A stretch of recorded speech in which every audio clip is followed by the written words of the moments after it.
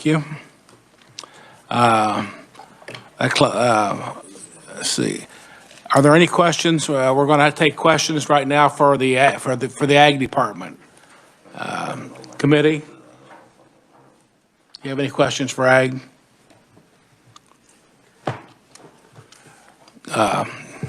Yes, sir, Representative.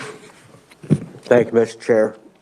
I guess the one question I get, and I apologize, I wasn't here in person yesterday to listen in, but we got some feedback. But on this warehouse receipt funds that we approved an extension of or an addition of $60,000 a year ago, and I'm wondering, can we get that done again this year to make sure we don't increase fees on these? I know my personal storage fees that I pay has increased, and I would hate to see that just keep rising. So is there something we can do? Can we do the extension and somehow make this permanent, or what would you we need to handle this in a better way, I guess. Well, good afternoon, everyone. My name is Kelsey Olson, and I serve as the Deputy Secretary of the Kansas Department of Agriculture. So in regards to the grain warehouse fees, last year we had discussed that we were running at a deficit, and in order to prevent going into a deficit and to be able to maintain a staff of 6 individuals, we needed to increase the funding by $120,000. At that time, we had agreed to, the legislators put in $60,000 to help offset that first year, and we agreed to a 2-year phase-in plan for those grain warehouse fees.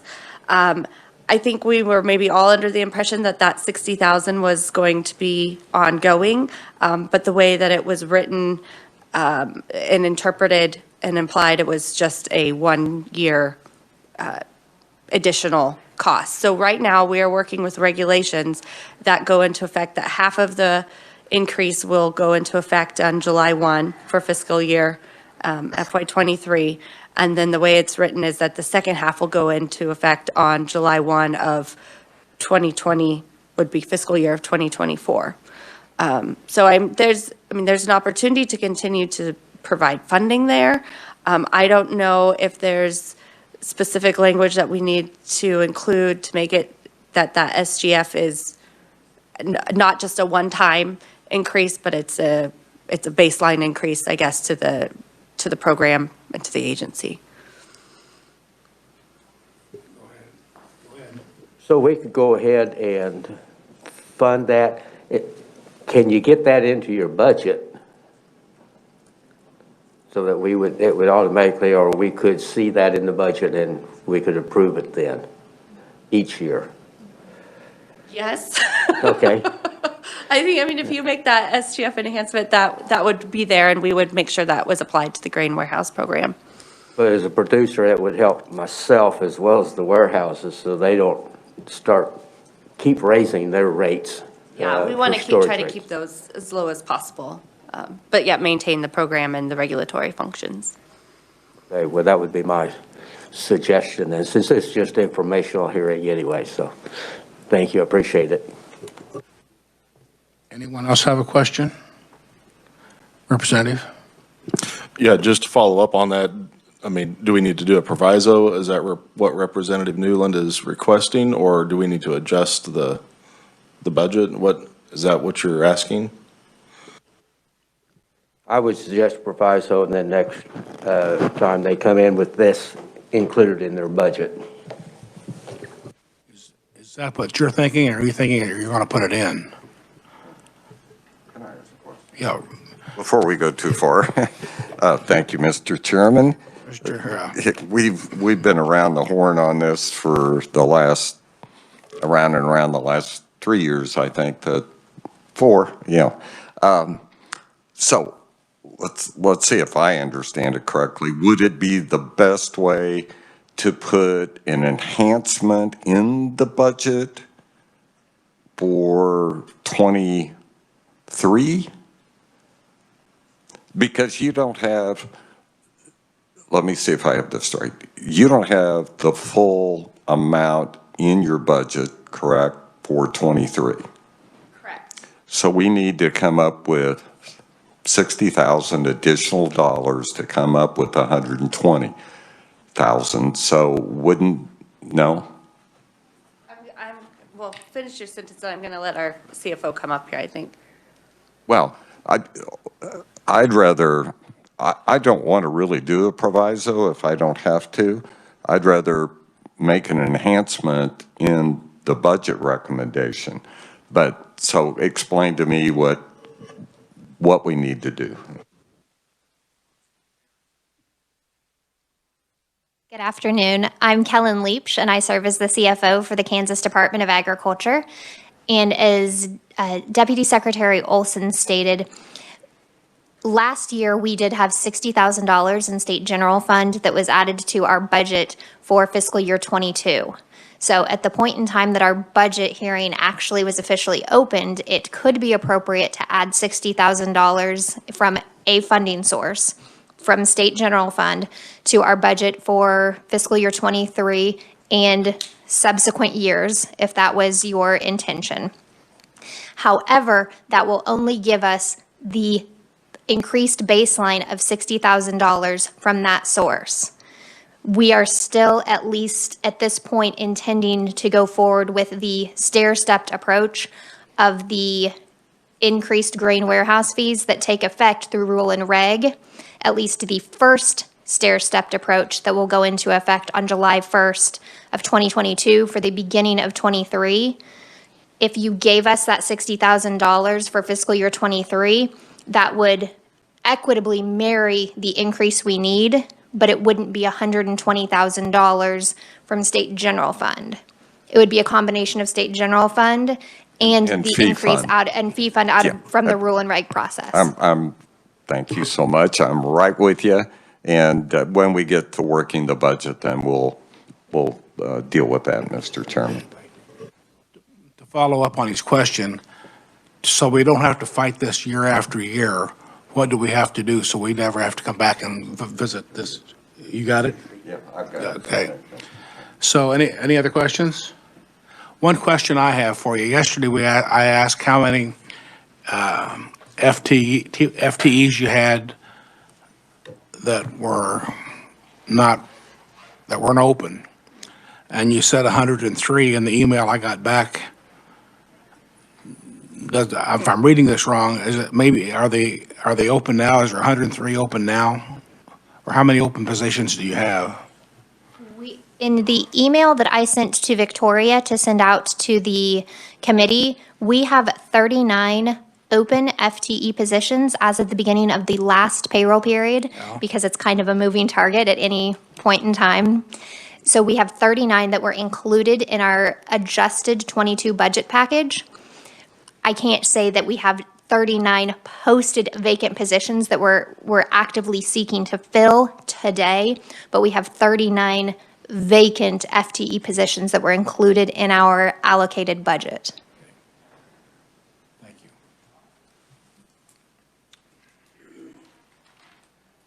If there are no other questions for Ag, we thank you all for coming. And next up is KDHE. Mr. Leo.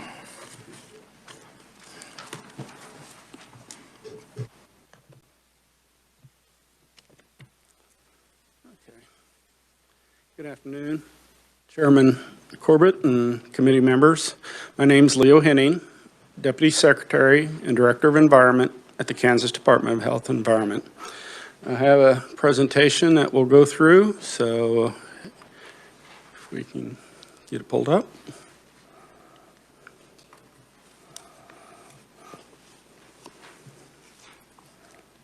All right, so my understanding of today's discussion is to talk about the performance-based budget. And so I'm going to hit this at a very high level because I don't think we want to go into a line-by-line discussion of the environment's budget because we'd be here for many, many sessions. So first one is, first slide, I'm sorry, it's just an organizational chart of KDHE. At the top, we have Secretary Janet Stenick. She was just appointed here about 6 weeks ago.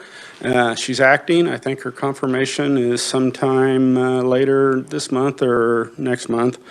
But the Department of Health and Environment has 3 main divisions to it, which is public health, environment, and then what we call healthcare finance, which is the Medicaid group. Next slide.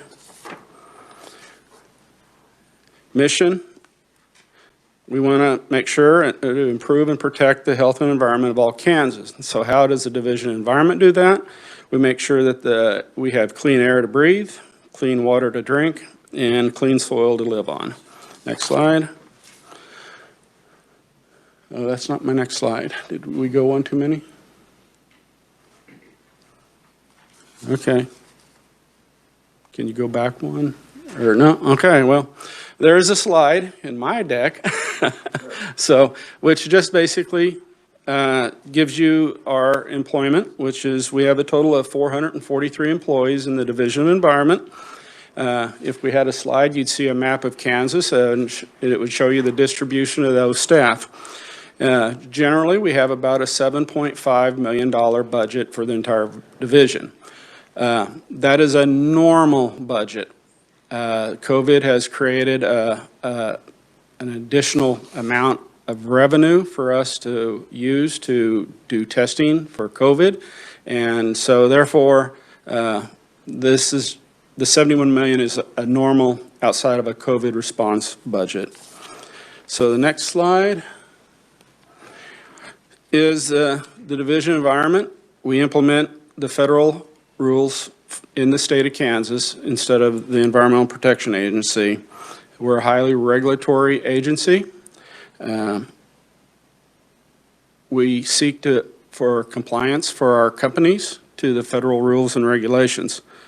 The first act that is up here is the Clean Water Act, which regards just generally surface water quality standards. The next one is Safe Drinking Water Act, and that's the act that governs our municipal drinking water systems. The third one is basically Superfund, and that deals with a program that deals with cleanup of contaminated sites. Next one is Resource and Conservation Recovery Act, which is the governing federal law over hazardous waste, transportation, disposal, things like this. The next one is the Department of Interior rule for surface mine work, and it is really dealing with the coal mines down in southeast Kansas regarding their restoration. And it's also a safety program because we have subsidence features in that area that we're constantly plugging shafts and plugging subsidences.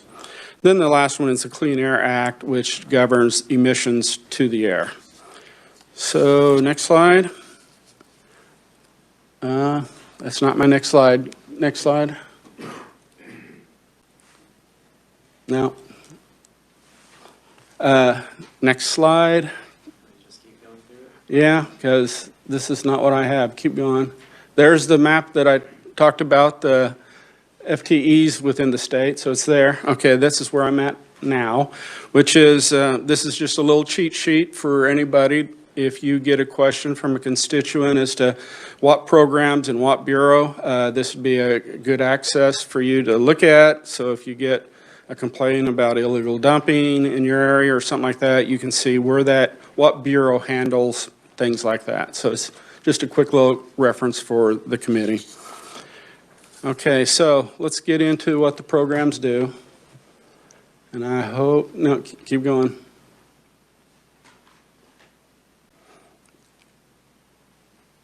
Okay, this is, give me a second because these are not in the order that I had them. Okay, Bureau of Water. So Bureau of Water, they regulate wastewater treatment and discharges to surface water. They also have the drinking water program there. They also set surface water quality standards, and they run the state revolving loan program, which provides low-interest loans to municipalities so they can upgrade their drinking water and wastewater treatment facilities. Next slide.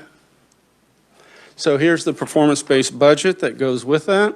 And the idea is, on going through this, is a couple things I want to remind the committee is this was done back in August of '22 and submitted to budget.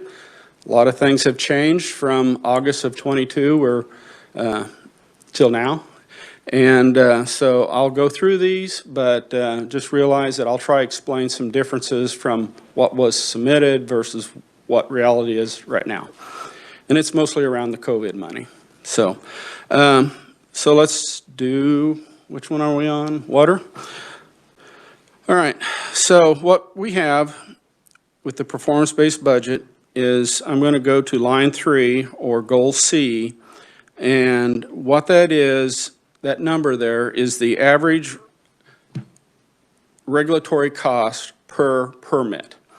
We had to try to summarize our entire bureau within one indicator, which is almost impossible.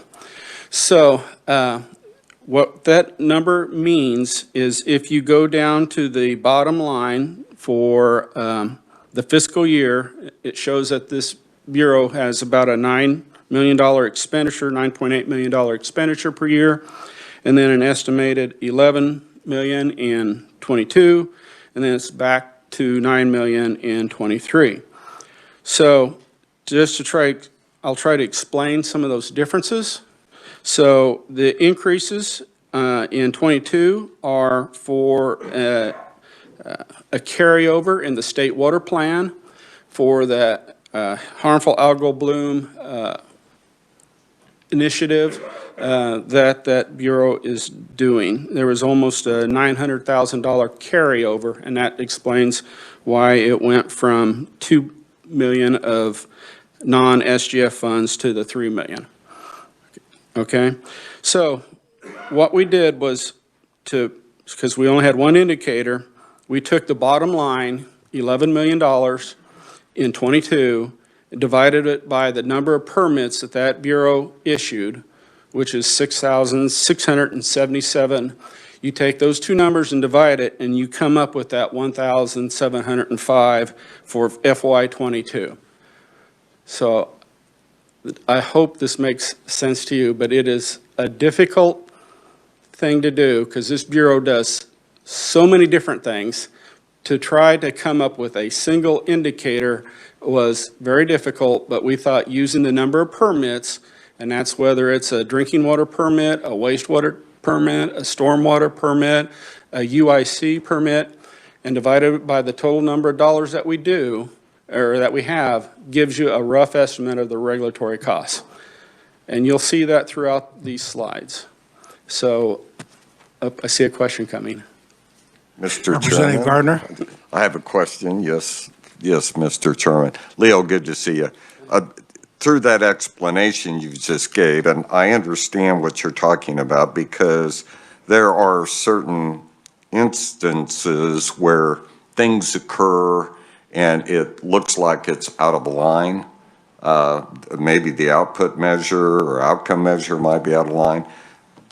This is just me. I don't know how anybody else feels, but if you would have an asterisk and you would put an asterisk next to that 1705 and then below, reference that and explain it, I think it'd make more sense to us, to me, it would be, in the general public or anybody that's looking at performance-based budget. But just a suggestion. That's a good suggestion, and I hope the committee understands that this was the very first time we have done this. We would much prefer we just go back to the DA 400 forms, which show many outcomes and priorities and what we've done, and that's in our normal budget. But when you're asked to take an entire bureau and put all the inspection, enforcement, permitting, all those things into one number, it is difficult. So, Representative Newland? Thank you, Mr. Chair. Leo, what would the average cost to the applicant be for a typical fee? Depends, this is not a terrible It's all answer over the because board, I'm sure. if you're looking for a stormwater construction permit, I think it's like $50, you know. If you're looking for an NPDES permit where you're discharging waste into the stream, and that could be in the thousands of dollars. So, you know, if you're looking for an underground injection well permit, those are going to be very expensive. So it just really ranges on what you're asking for and then the level of effort that it takes to issue that permit. Because some of those permits, we can do it fairly easily. Some of those permits take engineering reviews, you know, a permit that goes out has to go through public comment periods, therefore responsive summary, all those things add time to the permit. So, I mean, I can provide a rough estimate of what those permits are. There's probably, I'm going to guess, so I want to probably 20 different types of permits that you can get in just the Bureau of Water. Mr. Chair, can I ask a question, please? Go ahead, Representative. Yes, Leo, can you give me just a rough idea of why the almost $1 million was carried over in the algae bloom? Why was there so much carryover in that? 950,000, did you say? So that's an interesting project, right? We are trying to look at methods to reduce the amount of time that a algal bloom is happening in a lake. What kind of treatments could we provide to reduce or eliminate those blooms from occurring? And that's the purpose of that program. Algal blooms happen in the summer, right? And they're not predictable. You don't know when a bloom is going to occur so that we can go out and apply that technology. So if we have a plan to go out to Milford and do a pilot test out there and there's no bloom, we don't do the test. But maybe that test happens in July instead of June, which is our fiscal year. All of a sudden that money gets spent the next year and it looks like we have a lot more expenditures that year. So it's a timing issue regarding HABs. I mean, a lot of things we can predict. We cannot predict where a HAB is going to occur and the timing of it. So If I might follow up, then the program is continuing. It's just a matter of spending the money when the time is right. Yes, the program is continuing, but you're right. It's a timing issue as to when we can actually get out and do those treatments to see how well they're working. And one more, then over what period of time do you expect to spend this money? Most of the expenditures for that program happen between May and August, because that's when the blooms usually occur. And so since our fiscal year runs right in the middle of that, projects get pushed into the next fiscal year. But is this a multi-year project, I guess is what I was. Yes, it is. So are we going to restore money to that fund this year, or is that going to be enough to carry you for next year? Oh, you know, that money comes through the state water plan, and that funding has been there every year. So it's a pretty steady program. Okay, thank you, Mr. Chair. Thank you, Leo. Any other questions? Continue, Leo. Thank you. All right, so let's go and see what the next one is. Okay, waste management.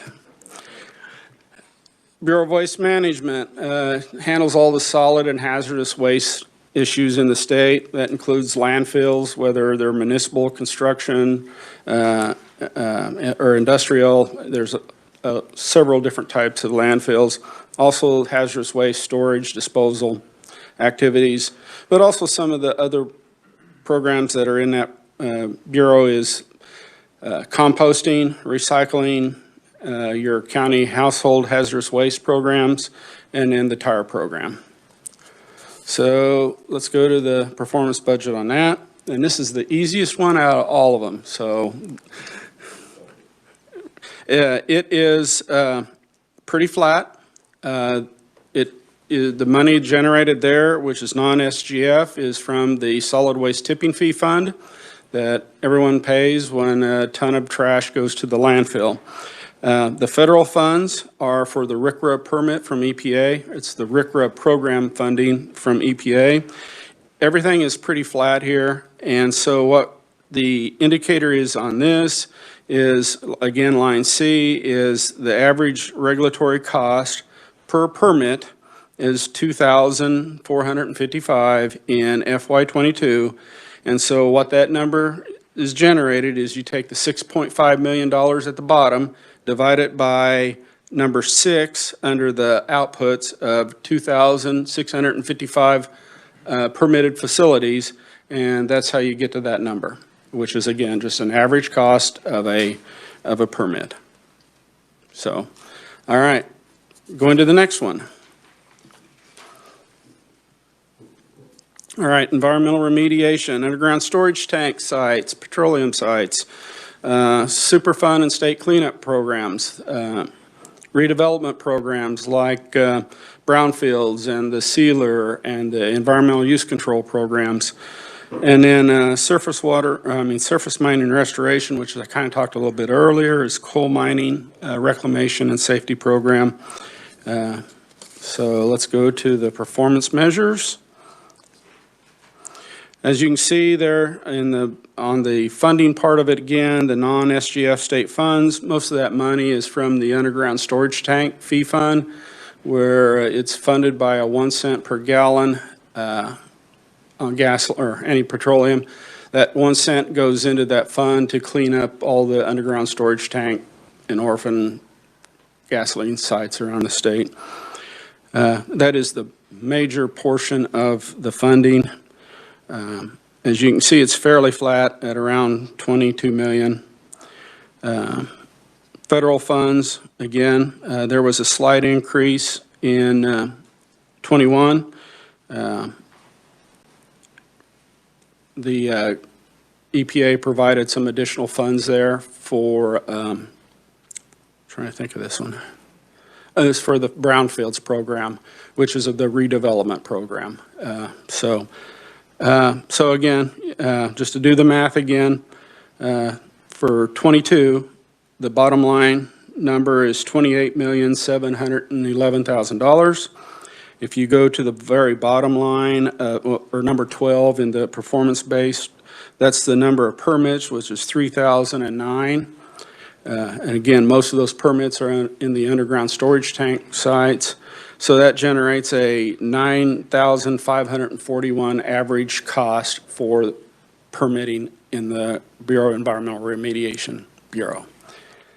It's exciting stuff. Okay. Representative Gardner. Just a quick one. The form just confuses me a little bit.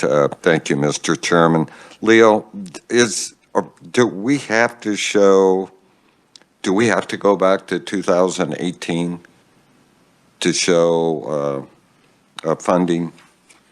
Do we have to go back that far? I'm just asking. Again, this is the form that was provided to us. And you can't I think this is modify the form or? No, we are not allowed to modify this. That answers that question, okay. This is what was given to us to fill out. Well, I think well, I'm not going to go there. This is what we were asked to complete. All right. So the next one, field services. All right. So this bureau is a little different than the other bureaus in that it has 3 major programs in it. The other ones are pretty targeted, cleanup, water, waste. This one here is kind of a more of a catch-all type bureau, and I don't mean that in a bad way. But they have district offices operations, which is where most of our inspectors are. And so the inspectors go out and it can be an air inspector, a water inspector, a waste inspector. They're all out there in the division, or in the districts, and they have targets that they need to meet as far as how many inspections for each one of those programs, because we have to report that back to EPA as part of our grant requirements. So, but they do the inspections, they also do complaints. So if you receive a complaint that something's happened on a piece of property, or you're seeing something that you're not sure is correct, you call that complaint in. It's those folks in the districts that go out and lay eyes on what the concern is, meet with the person that's making the complaint, and try to resolve the issue.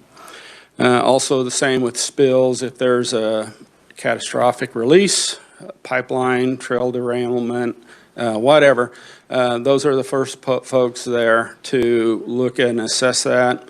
And also if there's a disaster, much like a tornado, and we have a lot of debris we need to take care of, they're the folks there helping the municipality organize and get rid of that waste. So that's the district office. The next one is the livestock waste management, which are the basically the feedlot folks for the state. We permit those if they're of a certain size. And then the RAPS, or Watershed Restoration and Protection Strategy, which is the group that tries to deal with non-point source pollution, which is basically runoff from agricultural fields. Try and keep the chemicals applied to the fields, in the fields, and not into the surface water. The next one is the Local Environmental Protection Program. And they review all the local policies and rules for local environmental issues. We deal mostly with the county sanitarians to help them enforce those rules. And it really gets mostly around septic tanks and private drinking water wells. And then the last one is the Drinking Water Protection Program, which is a regional water quality program. And also it tries to work with the municipalities that are having problems with meeting standards for drinking water. Working with those municipalities to see if there are BMPs that we can put into the area that will reduce the concentrations in the drinking water so that they can meet those federal requirements. So these are very high-level discussions, so let's go to the... So this is the only one where we didn't use permits, because this group does not issue permits, right? They're inspectors, they go out and see, react, talk to people.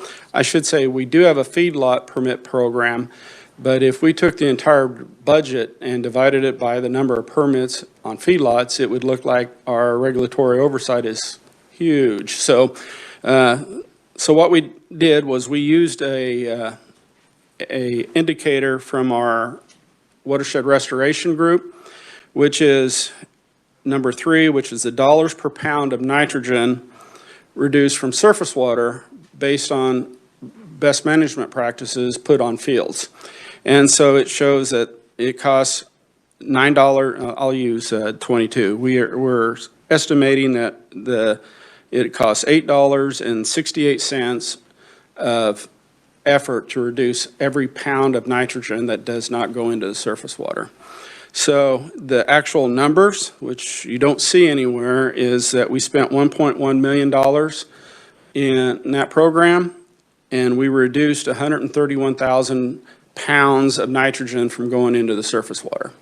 So we just took those two numbers, divided them, and that's how we come up with the $9 or $8.68. I'm just going across for the actual dollar increases. In FY 2020, you can see that federal funds increased from $4 million to $6.6 million. And that was additional money from EPA to the RAPS program so that we could get more field practices on the ground. So that was that increase. And then in FY 22, there was about a $500,000 increase there. And that was money from the state water plan to help the RAPS program and also the drinking water protection program. So those explain the increases there. All right, next slide. Okay, that was my first slide. So, Bureau of Air issues permits for air emissions, facilities that have emissions to the air. This is the program that makes sure that our air is clean. And just for everyone's knowledge, we are in attainment across the state, so all of our air meets federal standards. So that's a good thing. The asbestos program is a certification program for contractors that do asbestos abatement, making sure that they know how to take out, dispose, and remove the asbestos. And then we perform a few field checks just to make sure that those operations are correct. And then the lead program for homes is a certificate program for contractors that are doing lead-based paint removal in people's homes. And again, that one, we have a few field checks just to make sure that the operations are being done correctly, but inspections are not a huge portion of that program. So Bureau of Air, let's go to the money. The biggest increase that you will see is in non-SGF state funds. From FY21, it went from 4.2 million to 7.7 million. That increase came from the Volkswagen settlement trust fund. Volkswagen agreed to put money into a trust fund because they violated some diesel engine rules. So we have, I believe, a total of $14 million in that trust that we can draw from for the next 8 to 10 years.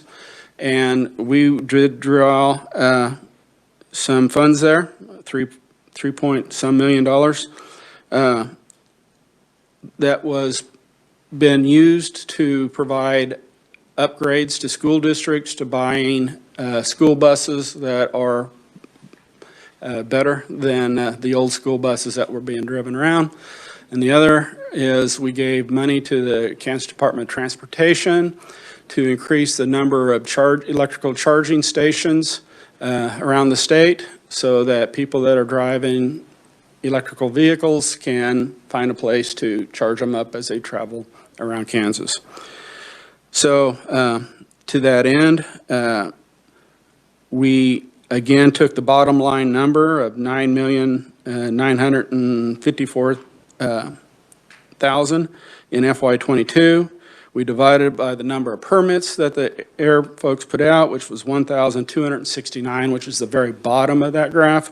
And that's how you come up with a $7,374 average permit cost. Okay. All right. So let's go to the big one.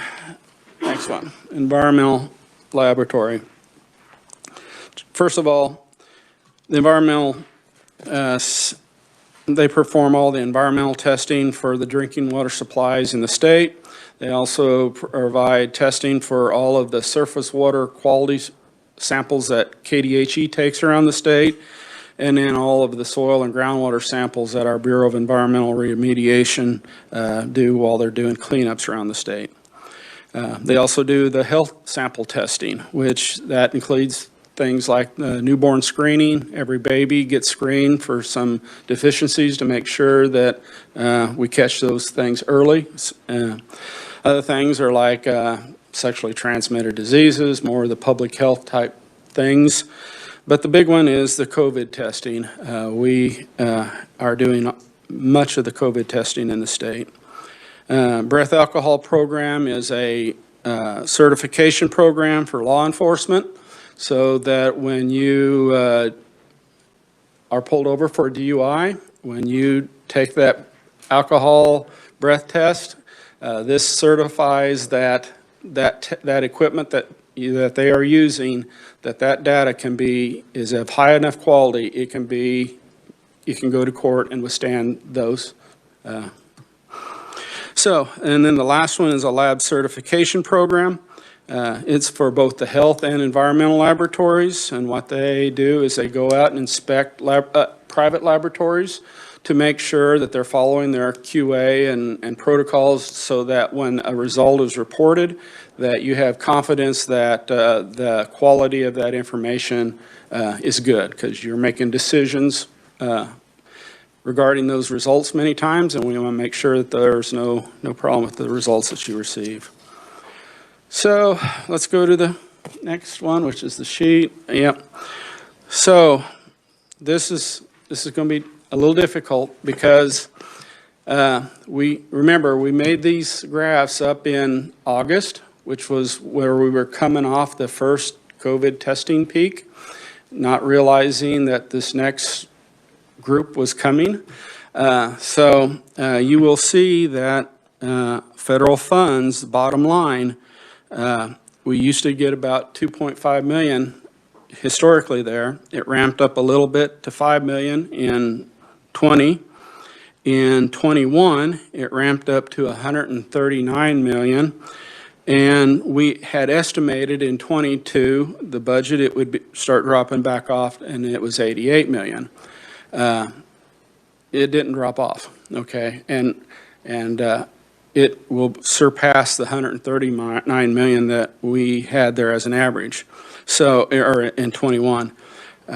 I don't have those numbers yet. We're still in this fiscal year, but I can tell you that that number is going to be greatly higher than what the 21. So when you have a number that is exceedingly increasing exponentially, and you divide that by the number of samples, the average cost gets really kind of crazy. So you can see on line C that the 3-year average was $148, and it more than doubled in 22, and that's mostly because of the COVID testing.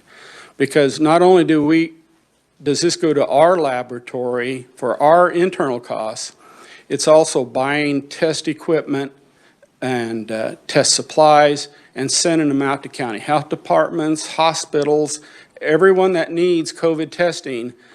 A lot of that came from the state through this bureau. So the numbers are difficult right now.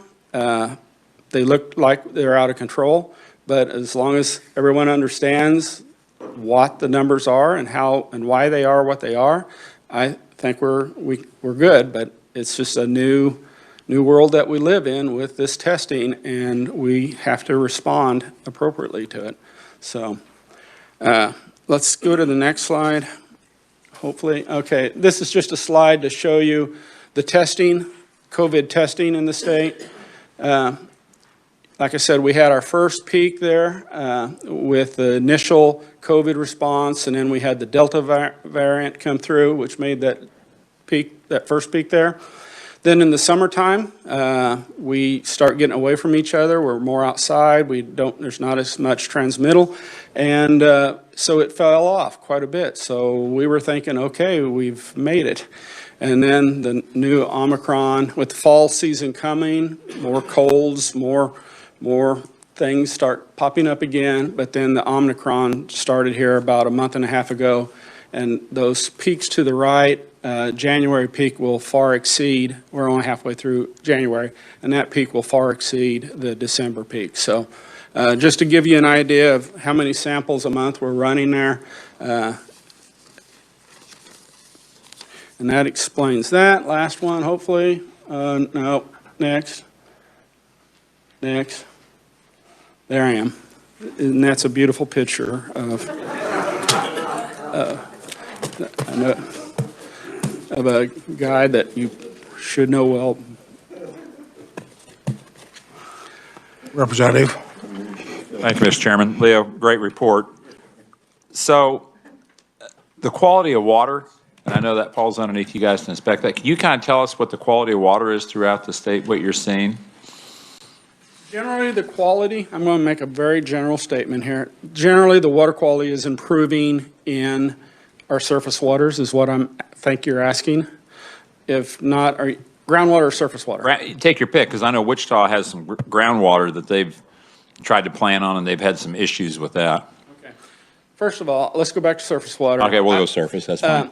It looks like the trend in surface water is improving. There's been some recent EPA rules that came out which made things a little bit more stringent for our municipality discharges. Those municipalities are coming into line. They are upgrading their facilities. And so bacteria, ammonia, nitrates, all those things from those sources are getting better. So our overall stream qualities are getting better. I don't know if I said bacteria, but since we're all doing a disinfection of our wastewater now, the bacteria in the streams have gotten better. So surface water, getting better. Groundwater, we're maybe holding the line there.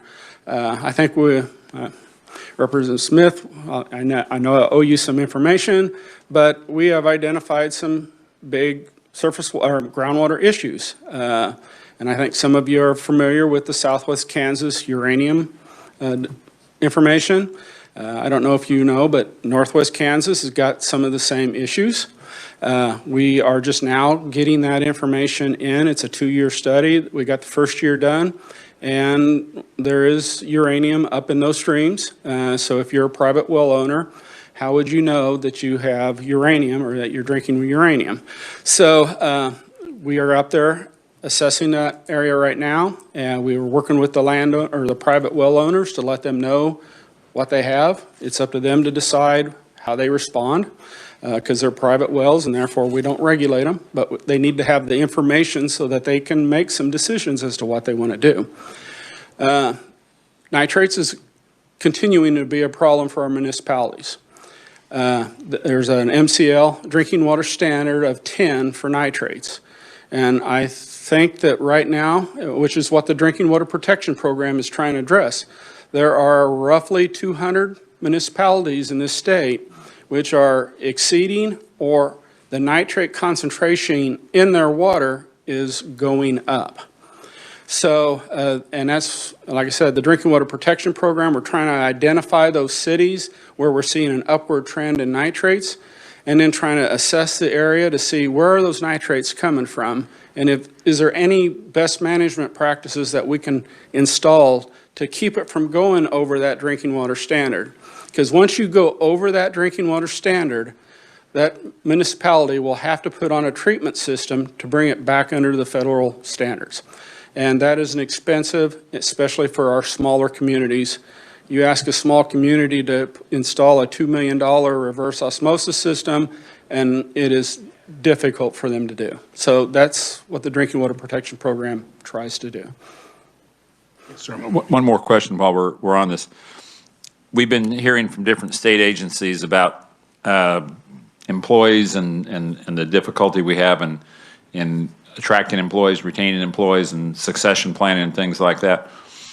And we'll ask you of your department here, any comments about what the future holds and how many employees we're short and what we can do to help assist? It's very difficult to attract the licensed professionals, the engineers, the geologists, the licensed professionals. We just are not competitive. What we've been trying to do is hire folks, kids, I shouldn't say kids, young adults out of college and bring them in and hopefully get them acclimated to our culture and they'd like to stay. We've been somewhat successful in doing that. The bottom line is that after they get 2 years of experience, there's such a demand outside, even though they love their job, fiscally it would be silly for them to stay. So they leave. And so I did this a couple years ago, and I probably need to do it again, but I looked at tenure, and you do a bar graph. People that have been there from 1 to 5 years, the bar is huge. And then after that, it's pretty small. And so if you look at it, we lose 80% of the people that we hire within the first 5 years. So we're just constantly hiring and watching them go out the door. Hiring, training, go out the door. And so I receive concerns from industry that I don't have a very tenured group. I can't keep them with our current salary. So that's where I am.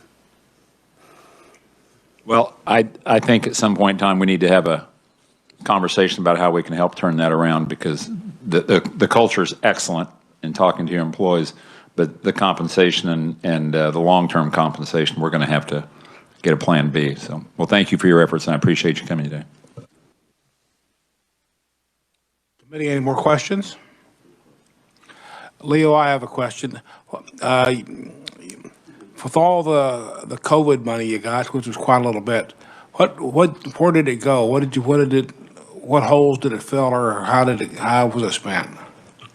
The COVID money that the lab received was for testing, right? There was a lot of COVID money that came in that didn't go for testing. I can only talk to the information for the lab, and I actually had my lab director send me a list of things that they use that money for. So if you're okay with it, I'll just read it to you. Sure.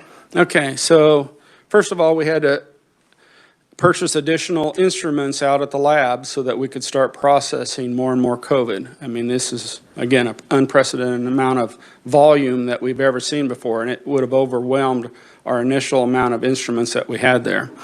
We had to add additional staff to run that. We are trying to get to a 24 hours a day, 7 days a week lab so that we can keep up with the demand right now.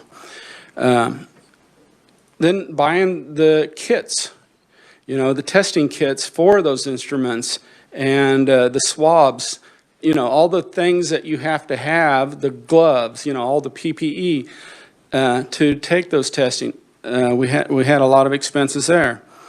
The mass testing sites and the mobile testing sites, we have drive-through lanes now where people can come and be tested. All those perishables and testing kits and all those things we provide. Everybody was told they're free. They are free.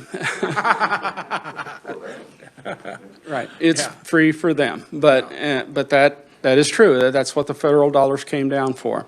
The schools, providing testing for kids coming into schools and trying to prevent spread there.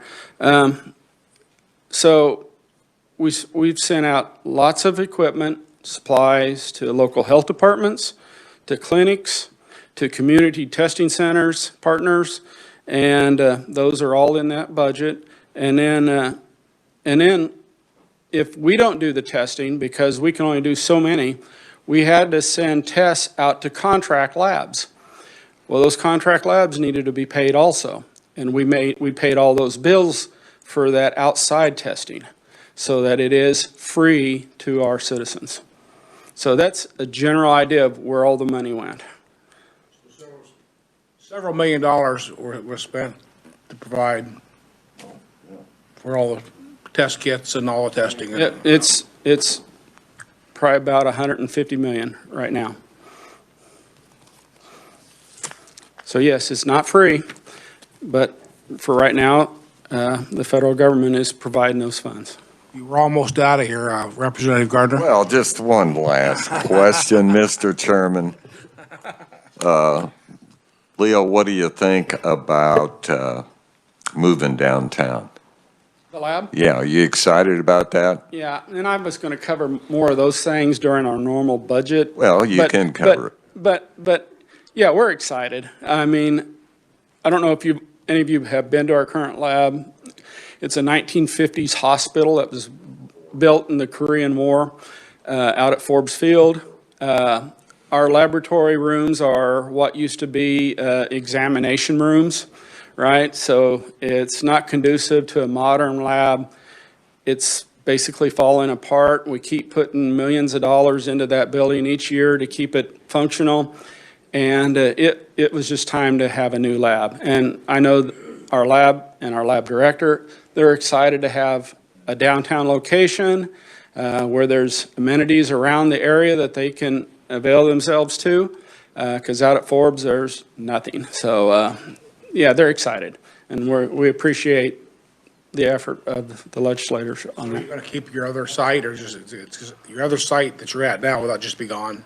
Yeah, I think, I don't want to speak for facility management, but the building is in such bad condition, I'm pretty sure they'll try to sell it, but they'll probably end up having to just demolish it. There is so much asbestos in that building, I don't know. You've got the mic. No, I'm between you and me, Mr. Oh, I'm sorry. We'll talk later. So, unless Gardner or anybody else has any other questions.